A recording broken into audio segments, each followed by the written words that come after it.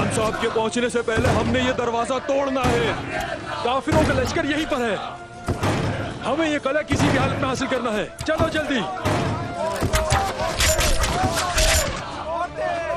अल्लाह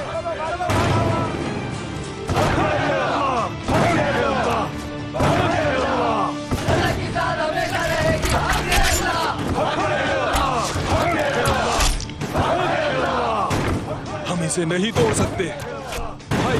ये कला हमें हासिल करना होगा, चाहे हम शहीद ही क्यों न हो जाएं। चलो, हम उस्मान साहब के सामने नाकाम नहीं होंगे। चलो तोड़ो इसे। अल्लाहू अकबर।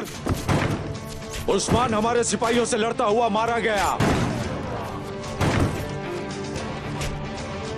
हमारे सिपाही जल्द यहाँ आएंगे और तुम सबको खत्म कर देंगे। पीछे मत हटना सिपाहियों, हरगिज नहीं। हिम्मत करो, चलो। यहाँ से कोई वापस नहीं जाएगा। लश्कर आ रहा है जनाब, वापस चलते हैं। कोई वापस नहीं जाएगा।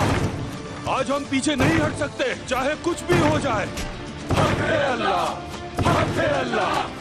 काफिर की ना सुनो। हक है अल्लाह, अल्लाह की साथ हमेशा रहेगी। हक है अल्लाह, अल्लाह की साथ हमेशा रहेगी। हक है अल्लाह।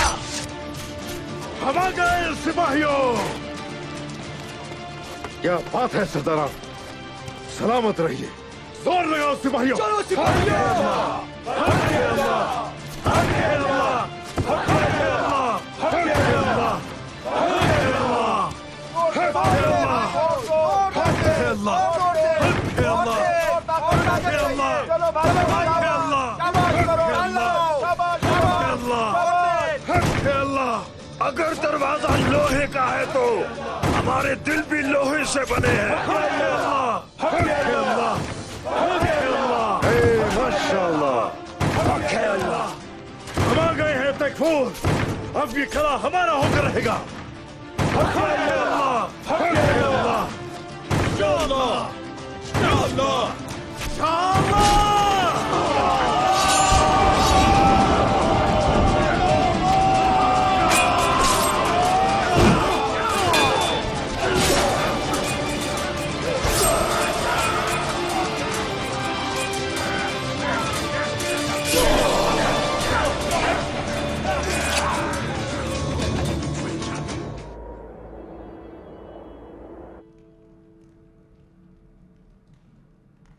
तैमूर साहब,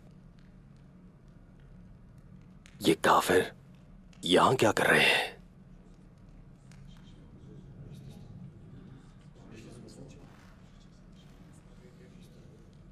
चचा के पास जरूर कोई वजह होगी, जल्द पता चल जाएगा। होशियार, उस्मान साहब आ रहे हैं।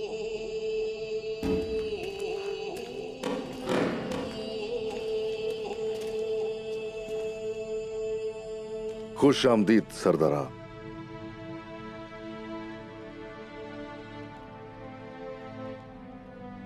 हमारे सरदारान इस सोच में होंगे कि ईसाई लोग यहां क्या कर रहे हैं। आप भी यही सोच रहे होंगे कि हम लोग यहां क्यों आ गए हैं।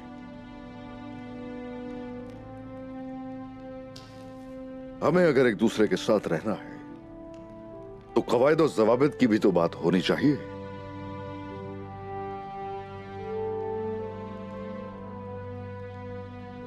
हुयून हिसार कला अब से हमारा है। अब मुझे बताइए, आप लोगों की सोच आखिर क्या है?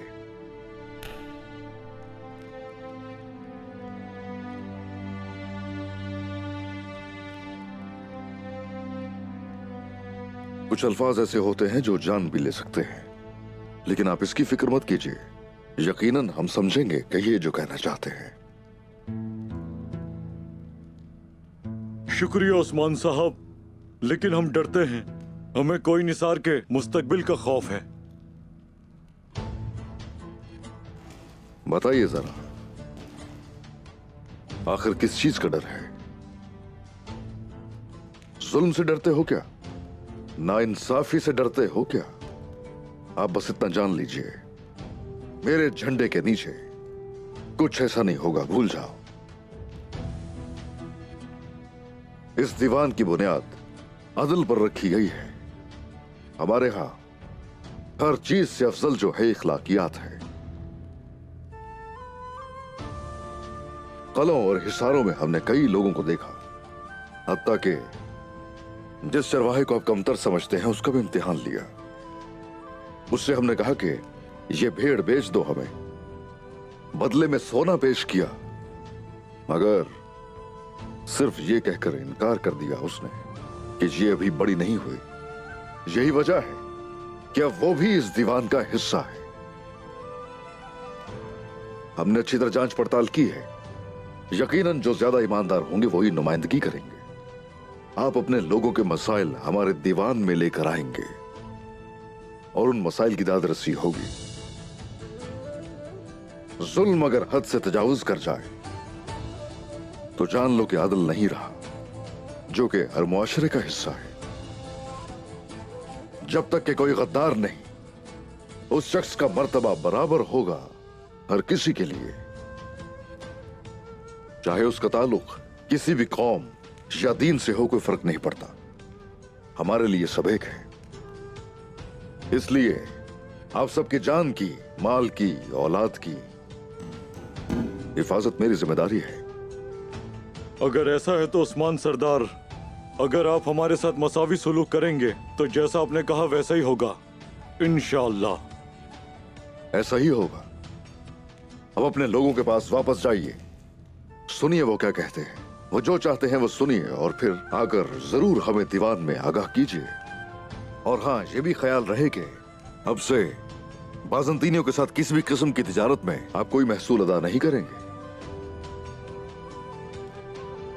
हत्ता कि कुस्तुनतुनिया जाने वाले तमाम काफिलों की मैं हिफाजत करूंगा।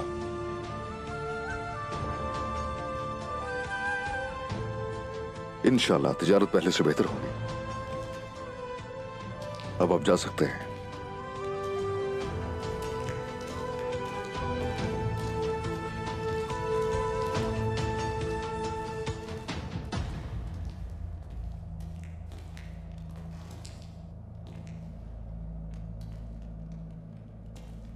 जनाब माफ कीजिएगा, मगर अल्लाह का बेहद शुक्र है कि हमने तमाम तैकुरान को शिकस्त दे दी। हमने उनकी सारी की सारी जमीनों को फतह कर लिया, लेकिन हम बगैर सिक्के के बाज़ंतीनियों के साथ तिजारत कैसे करेंगे? यह मेरी अकल से बाहर है। तो बस ये बात है बाइंदर, अगर तुम्हारी ये सोच है तो ये काम भी तुम करोगे। कुस्तुनतुनिया जाना होगा।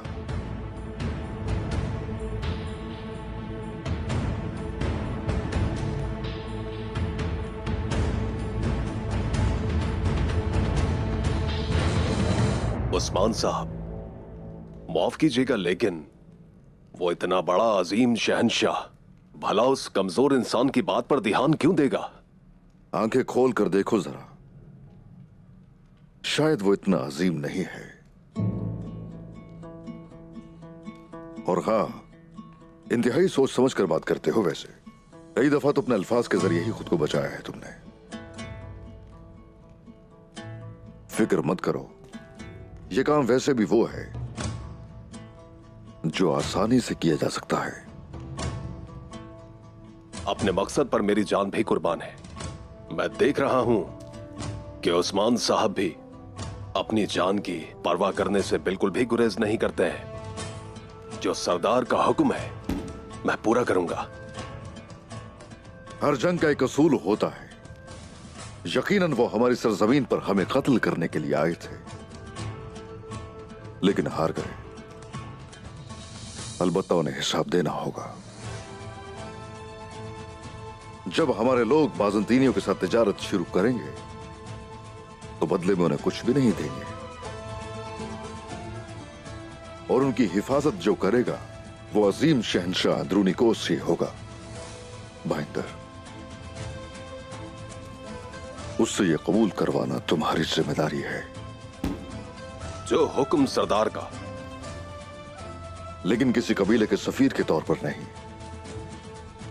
आजाद रियासत के सफीर के तौर पर वो अजीम शहनशाह अंदरूनिकोस भी देख लेगा कि हम किसी के भी मातहत नहीं होते, बल्कि अब एक आजाद रियासत है।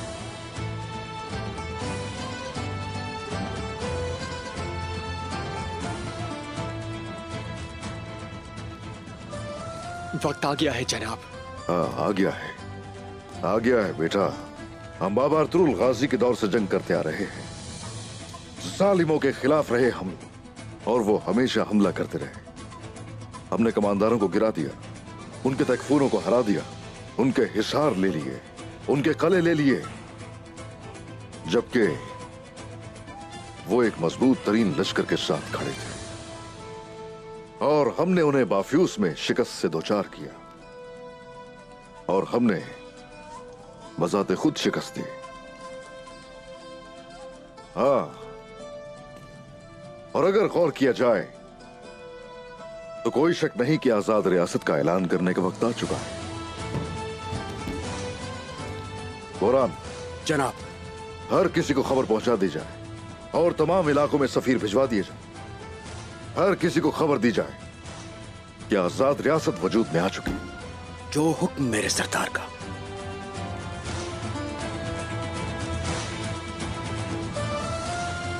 चलिए अपने लोगों के पास जाएंगे हमने और उन्हें खुशखबरी सुनाएंगे।